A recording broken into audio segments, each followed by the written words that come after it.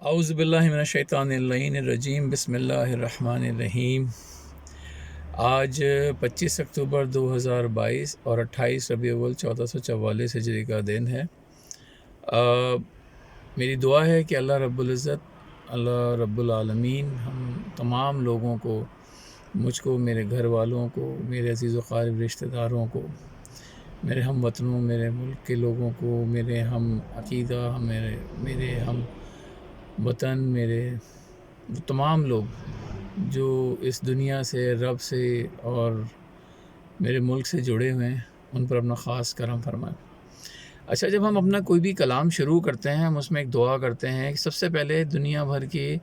اور آخرت کے ظاہر اور باطن تمام شیطان، ملعون اور مردود سے اپنی برات کا اظہار کرتے ہیں اور اللہ کی پناہ کی دعا مانگتے ہیں، اور اس کے بعد رب کریم کی خصوصیات کے ساتھ اس بات کا، اپنے کام کو، اپنی گفتگو کو، اپنے کلام کا آغاز کرتے ہیں، شروعات کرتے ہیں۔ آج کا دن یوں تو کہا جا رہا ہے کہ تاریخ کا نحس ترین دن ہے، کیونکہ آج سورج گرہن ہوگا، اور تاریخ کا بدترین چونکہ دن، اور جو اس کے سیارے ہیں، ستارے ہیں، وہ اس سچویشن میں ہیں کہ وہ دنیا میں اپنی ایک نحس کو پھیلائیں گے۔ مجھے نہیں پتہ کہ اس میں کہاں تک ظاہری اور باطنی طور پہ ہے، سچائی ہے، حقیقت ہے، لیکن اگر ایک چیز کا اظہار ہو رہا ہے تو مجھے اسے ایکسپیریمنٹ کرنے کی ضرورت نہیں ہے، خواہ مخواہ، بلا وجہ۔ لیکن تاریخ کا نحس دن، میں سورج گرہن کے ساتھ ایک اور چیز کو کہوں گا کہ کل 24 اکتوبر کو پاکستان کی صحافت کا روشن اور بہت ہی نامور شخص ارشد شریف، ان کو ایسیسنیٹ کر دیا گیا ایک حادثے میں، ان کو گولی چلائی گئی ان کے اوپر، جس سے ان کی ہلاکت ہوئی، یا ان کو جہاں بحق ہوئے، یا وہ شہید ہوئے۔ رب کریم سے سب سے پہلے تو دعا ہے کہ رب العزت ان کو اعلیٰ مقام عطا فرمائے۔ بے شک اعلیٰ مقام عطا ہی فرمایا ہے، شہادت ہے، اور ان کے گھر والوں کو بالخصوص ان کی والدہ محترمہ جو کہ حیات ہیں، ان کو صبر عطا کرے، اور ان کو سکون اور قرار عطا کرے، اور ان کا جسد خاکی جلد از جلد یہاں پہنچے پاکستان، کیونکہ یہ کینیا میں ہوا، تو وہ اس ملک میں ان کا جسم واپس آئے تاکہ وہ تدفین ہو سکے خیر و عافیت کے ساتھ، خیر کے ساتھ۔ یہ میں نے ضروری کہا۔ اچھا، یہ ہمارے ملک میں یہ ایک جو مزاج ہے وہ ایسا ہی ہے کہ ہم سب سے پہلے ایک بندے کے اس کی زندگی میں ہم اس کے کام کو، اس کے احسانوں کو یاد نہیں کرتے، نہ اس پہ کام کرتے ہیں۔ مرنے کے بعد ہم بتاتے ہیں کہ وہ شخص کتنا عظیم تھا، اور بالکل کل سے پورا دن سوشل میڈیا اس بات پہ اظہار کرتا رہا کہ وہ کتنا نڈر تھا، وہ کتنا بہادر تھا۔ میں نے پہلے اپنی ولاگ میں جب لیاقت حسین کی موت کی خبر چلی تھی، تو اس پہ میں نے لوگوں کا رد عمل دیکھا کہ اس کی زندگی میں، عامر لیاقت حسین صاحب کی زندگی میں ان کو ہم نے کتنا ذلیل و رسوا کیا،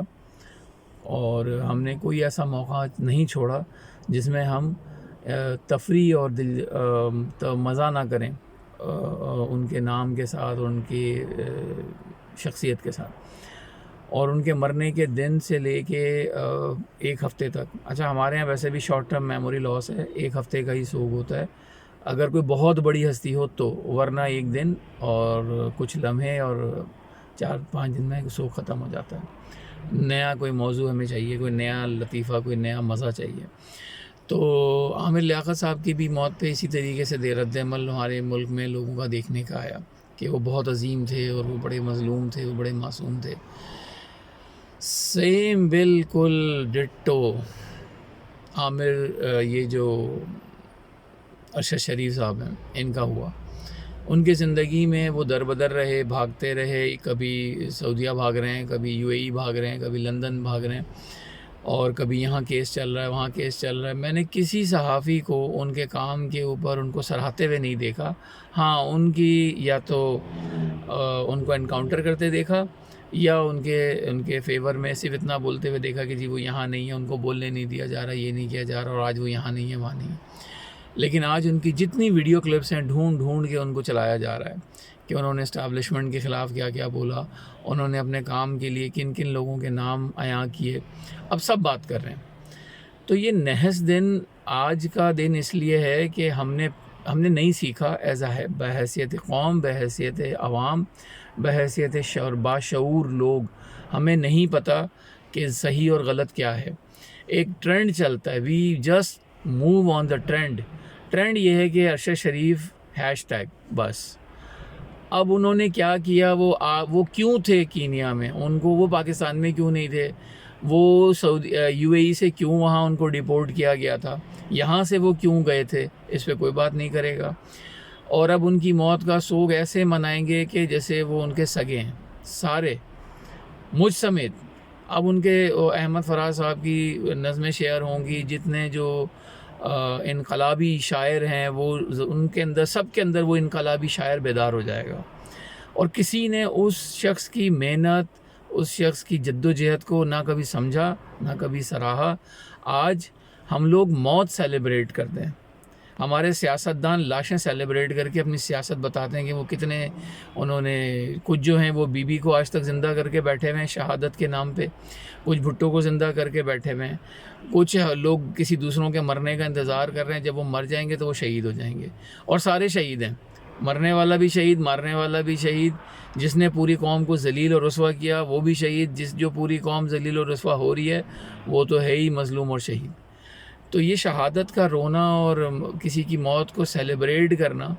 کہ جی ٹرینڈنگ چلانا، یہ بتانا، اب ان کے ہر وہ میسیجز اور ہر وہ پروگرام جس میں انہوں نے بالکل کھل کے بتایا ہے کہ وہ کس مشکل کا شکار ہیں، اب وہ لوگ چونکہ پتہ ہے کہ وہ تو شہید ہو چکے، اب تو وہ آ کے گواہی دیں گے نہیں، تو اب ان کے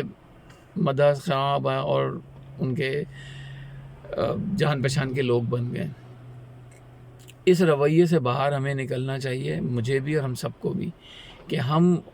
لوگوں کی زندگی میں ان کو ٹریبیوٹ کریں، ان کو خراج تحسین پیش کریں، نہ کہ ان کے مرنے کے بعد ہم دنیا کو بتائیں کہ کیا عظیم شخص چلا گیا اس دنیا سے. یہ ایسی بے حس اور خود پرست اور جسے کہتے ہیں نا لالچی، ہمیں ویوز چاہیے، ہمیں لوگوں کی ہمدردیاں چاہیے، کمنٹ چاہیے، ہم ہر چیز کو سیل کرتے ہیں، موت کو بھی، جنازے کو بھی. اور آج آپ یہ دیکھیے گا کل سے شروع ہو گیا ہے مرحوم شہید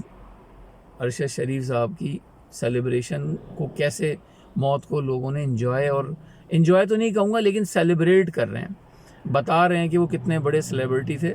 اور وہ ان کے مرنے کے بعد ہمیں اچانک سے ریویل ہو گیا ہے. بہرحال جان کر جئیں، ہوش میں رہیں اور دور رہیں ایسے تمام تر مردود اور ملعون اور شیطانوں سے. اللہ ہم سب کو اپنی پناہ میں رکھے. اللہ حافظ.